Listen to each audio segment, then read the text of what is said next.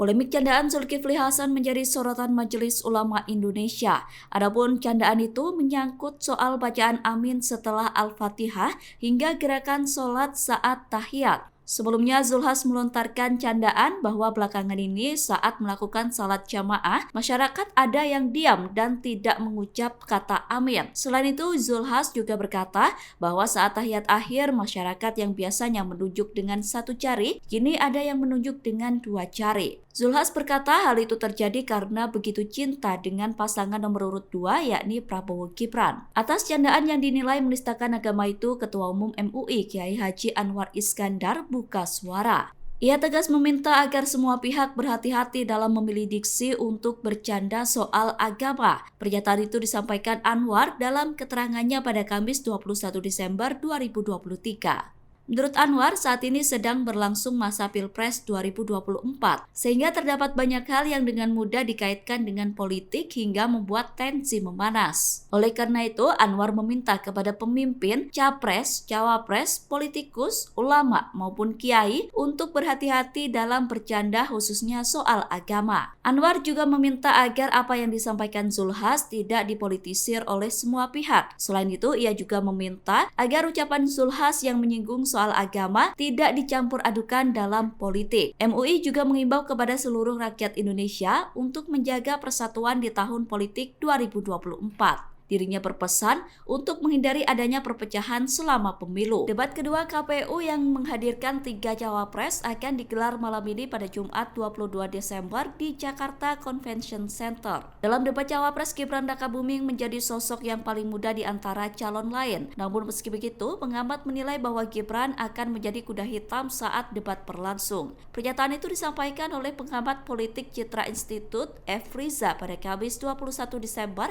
2023. F. Riza mengatakan jika dibandingkan dengan 2 cawapres lain, kemampuan Gibran memang paling diragukan. Namun F. Riza menyebut justru karena diragukan, Gibran bisa tampil sebagai kuda hitam dalam debat cawapres. Kuda hitam yang dimaksud F. Riza adalah Gibran bisa menunjukkan penampilan mengagumkan atau mengejutkan seketika. Menurut F. Riza, ada banyak alasan dibalik prediksi Gibran akan menjadi kuda hitam. Alasan pertama adalah Gibran merupakan wali kota Solo sekaligus kader PDI Perjuangan. F. Riza mengatakan kader PDIP memiliki keberpihakan cukup tinggi soal isu nasionalis.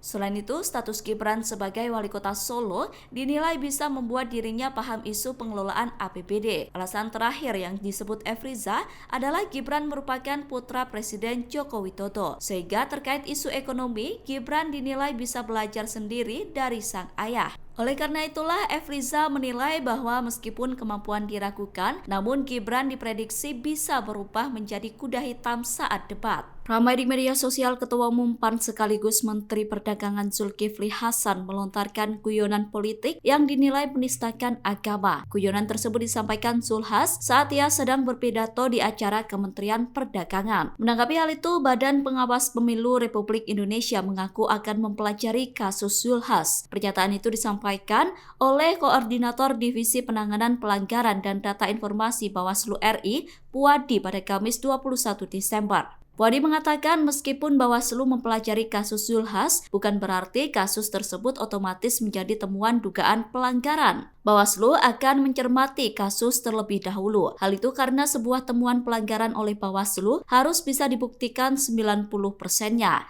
Seperti diketahui, Zulhas sebelumnya melontarkan candaan bahwa saat ini ada pihak yang ketika sholat tidak mengucapkan kata amin seusai imam membaca Al-Fatihah. Selain itu, ada juga yang saat melakukan tahiyat akhir menunjuk menggunakan dua jari. Menurut Zulhas, hal itu dilakukan karena terlalu mencintai pasangan nomor urut 2 yakni Prabowo Gibran. Sedangkan amin sendiri merupakan singkatan dari pasangan nomor urut 1 Anies Baswedan dan Muhaimin Iskandar. Nah, ini pernyataan Bapak di Jambi dianggap menyinggung paslon sebelah.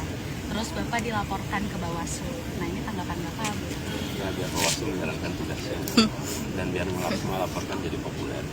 Kalau Bapak sendiri merasa memang menyinggung atau gimana? Enggak lah, saya mengungkapkan apa biasa aja.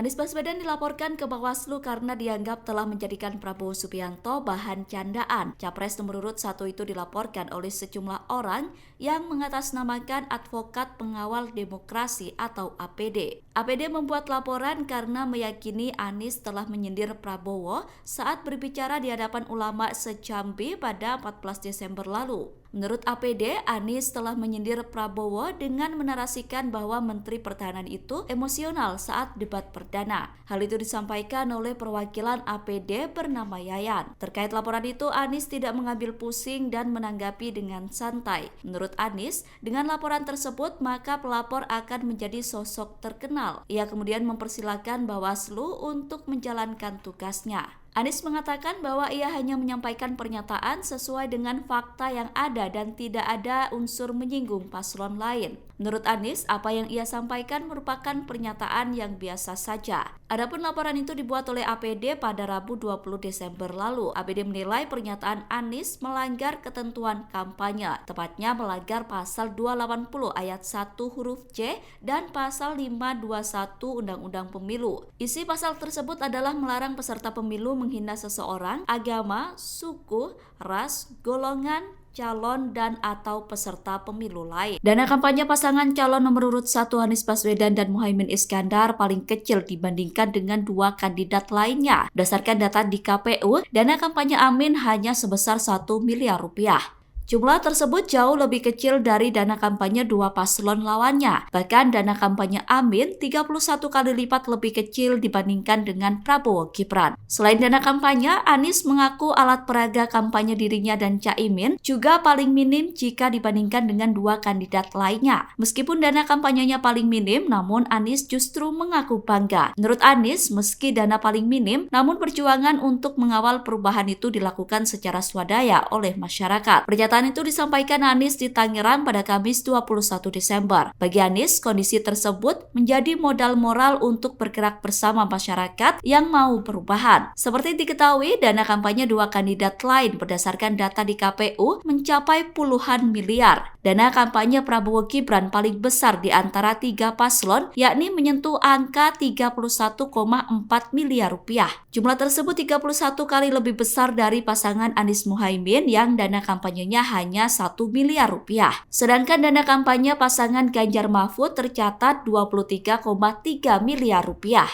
Pak, terkait dana kampanye ini kan kayak dari paslon 01 ini termasuk yang paling kecil gitu Pak, cuma 1 miliar dibandingkan yang lain, kok itu bisa sih Pak? Memang paling kecil. Baliho juga paling minim, yang paling banyak baliho rakyat. Rakyat yang pada bikin. Tidak ada support gitu Pak dari pihak-pihak luar gitu? Iya, jadi ya memang ini perjuangan betulan. Karena swadaya, swakarya, swakarsa, betul-betul kata swa itu ada di mana-mana. Swadaya, swakarsa, swakarya. Nah itu, tapi itu yang membuat kami bangga.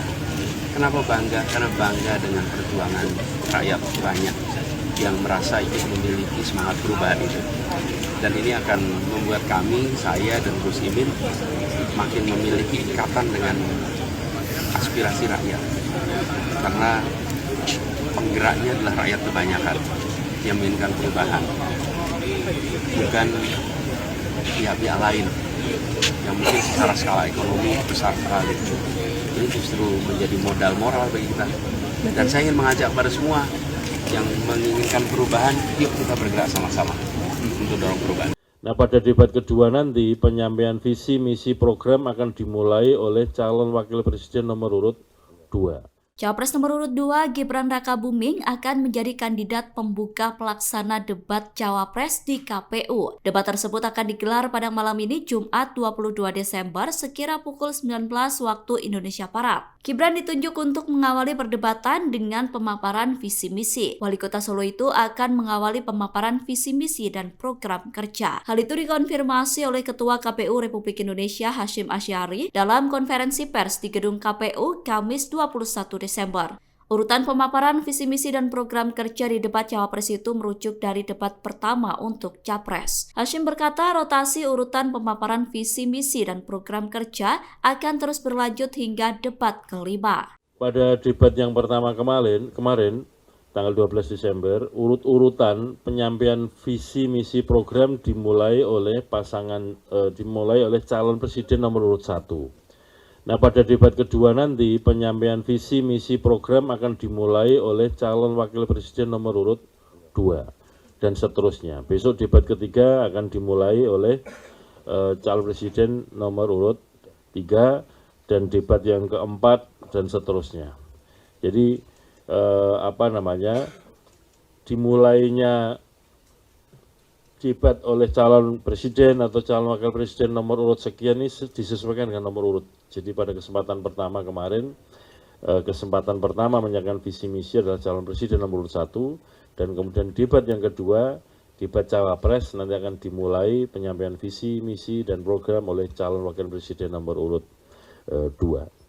Capres nomor urut 1 Anies Baswedan menyatakan belum memiliki niat untuk melakukan kampanye di Ibu Kota Nusantara atau IKN. Pernyataan itu disampaikan Anies pada Kamis 21 Desember 2023. Menurut Anies, kampanye semestinya dilakukan di tempat yang ramai dihuni oleh masyarakat. Hal itu karena tujuan melakukan kampanye adalah untuk menggait dukungan suara. Ia juga mengaku sudah pernah berkunjung ke IKN sehingga tidak perlu kembali datang untuk kali kedua. Anies berkata bahwa pihaknya lebih memprioritaskan daerah yang ramai untuk bertemu warga ketika kampanye. Seperti diketahui, kandidat Capres-Cawapres lain sudah mengunjungi IKN untuk berkampanye. Capres nomor urut 3 Ganjar Pranowo mengunjungi IKN pada Kamis 7 Desember lalu. Sementara Cawapres nomor urut 2 Gibran Rakabuming mengunjungi IKN pada Sabtu 16 Desember lalu. Sedangkan Capres-Cawapres nomor urut 1 baik Anies maupun Caimin hingga saat ini belum melakukan kampanye di IKN. Kan kalau rencana lain kayaknya udah ke IKN nih, Pak. Ada rencana nggak? Dua-duanya yang lain udah pernah. Enggak lagi gitu, Pak. Dalam masa kampanye ini. Ya, kita kan kampanye ke tempat yang ada orangnya. Sorry. Kan kita kampanye untuk cari suara. Berarti nggak akan ya Pak? Untuk check and balance mungkin Pak gitu kan. Untuk check and balance gitu, untuk atau nge-review gitu. Kalau pengen tahu bulan mah harus pergi ke bulan. Ya pakai ilmu lah, pakai data gitu loh. Tapi nggak akan ya pakai kain Pak? Ya gini, prioritas kita sekarang itu adalah mendatangi daerah-daerah untuk ketemu warga. Karena tujuannya kan ketemu warga. Jadi kalau di daerah-daerah yang penuh warga kita akan datangi, kita bisa ketemu warga semua. Pengamat politik mengomentari isu petugas partai hingga boneka Megawati yang ditujukan kepada Ganjar Pranowo di tengah kampanye Pilpres 2024. Menurut pengamat politik Emrus Sihombing, Ganjar merupakan sosok yang independen, sehingga menurutnya Ganjar bukan merupakan boneka Megawati seperti yang kerap dituduhkan. Pernyataan itu disampaikan oleh Emrus pada Kamis 21 Desember. Emrus mengatakan kekhawatiran bahwa Ganjar akan menjadi boneka Megawati merupakan isu gorengan. Hal tersebut sama dengan cap petugas partai yang kerap dilontarkan kepada Ganjar. Menurut Emrus, isu tersebut sengaja digoreng oleh petugas partai menjelang Pilpres 2024.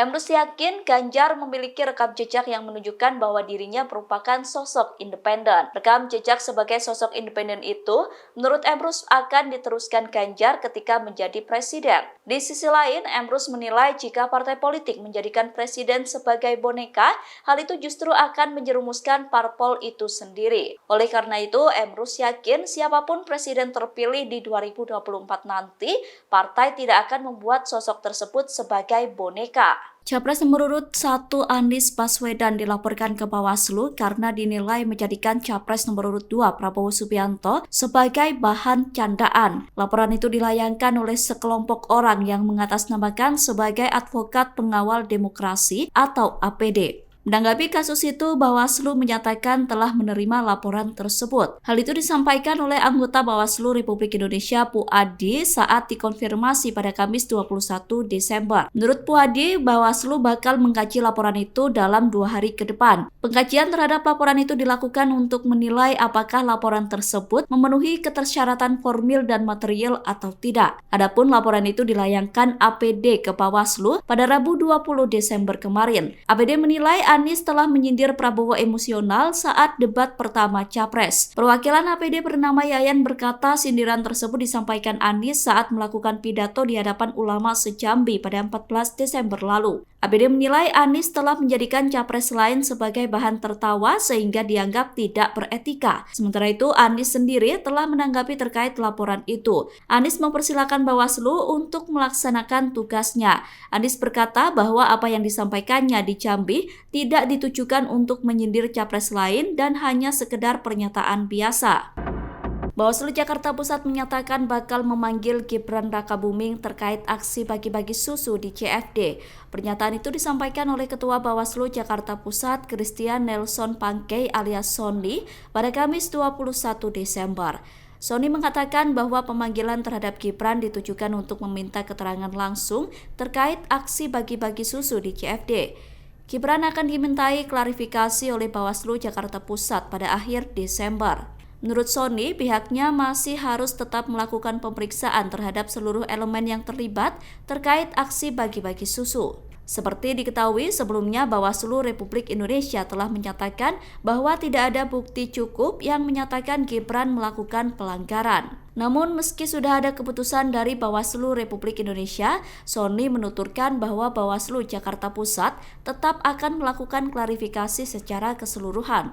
Menurut Sony, dalam dugaan pelanggaran Gibran, Bawaslu Jakarta Pusat bukan hanya mengkaji dari segi keterlibatan anak-anak saja. Salah satu fokus dari Bawaslu Jakarta Pusat soal aksi Gibran adalah adanya aturan yang melarang kegiatan politik saat CFD. Oleh karena itu, pihaknya tetap akan memanggil Gibran untuk dimintai klarifikasi. Sony berkata bahwa perkara dugaan pelanggaran itu akan diputuskan paling lambat 3 Januari 2024. Perhelatan debat Cawapres 2024 di KPU akan digelar pada malam hari ini, Jumat 22 Desember. Berbagai hal dilakukan oleh ketiga Cawapres yang berkontestasi dalam Pilpres 2024. Termasuk salah satunya adalah Cawapres nomor urut 2, Gibran Rakabuming. Gibran disebut akan meminta restu kepada Presiden Joko Widodo sebelum menjalani debat Cawapres. Pernyataan itu disampaikan oleh Wakil Ketua Tim Kampanye Nasional Prabowo Gibran, Grace Natali. Meskipun tidak menjelaskan secara gamblang, Grace mengakui ada komunikasi antara Gibran dan Presiden Jokowi. Di sisi lain, Grace mengatakan bahwa Gibran telah siap untuk menjalani debat yang digelar KPU. Grace juga optimis Gibran akan memberikan kejutan dalam debat tersebut.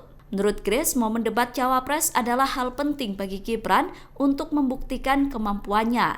Grace berkata bahwa Gibran sejatinya memiliki banyak gagasan ketika tidak sedang di depan kamera. Oleh karena itu, Grace optimis Gibran bisa membuktikan kemampuannya dalam debat tersebut. Menjelang debat Cawapres, Mahfud MD disebut enggan menyerang ataupun mengkuliti kandidat lain. Pernyataan itu disampaikan oleh juru bicara TPN Ganjar Mahfud Nadia Hasna dalam konferensi pers yang digelar pada Kamis 21 Desember lalu. Menurut Nadia, Mahfud MD akan berfokus pada pemaparan visi misi untuk Indonesia. Mahfud disebut bakal lebih dominan menyampaikan program unggulan yang diusungnya bersama Ganjar. Program tersebut diantaranya adalah KTP Sakti, internet gratis, hingga 1 keluarga miskin minimal 1 sarjana. Di sisi lain, jubir TPN Ganjar Mahfud Mikael Sianipar menegaskan bahwa Mahfud merupakan sosok yang memiliki banyak pengalaman dalam bidang kekuasaan. Sedangkan Ganjar juga memiliki pengalaman menjabat selama 10 tahun sebagai Gubernur Jawa Tengah. Selama menjabat sebagai gubernur, menurut Mikael, Ganjar kerap mendengar langsung dari pelaku usaha ekonomi. Dengan bekal tersebut, Mahfud MD dinilai sangat menguasai perihal ekonomi. Mikael mengatakan bahwa Mahfud MD paham betul bahwa untuk ekonomi yang kuat, maka perlu ada kepastian hukum. Oleh karenanya, TPN yakin Ganjar Mahfud mampu mewujudkan Indonesia emas dengan ekonomi yang kuat dan adil. Seperti diketahui dalam debat Cawapres, salah satu tema yang diangkat adalah ekonomi kerakyatan dan ekonomi digital. Selain ekonomi, debat tersebut juga akan membahas tentang keuangan, investasi pajak, perdagangan, pengelolaan APBN, APBD, infrastruktur, dan perkotaan. Download Tribun X sekarang, menghadirkan lokal menjadi Indonesia.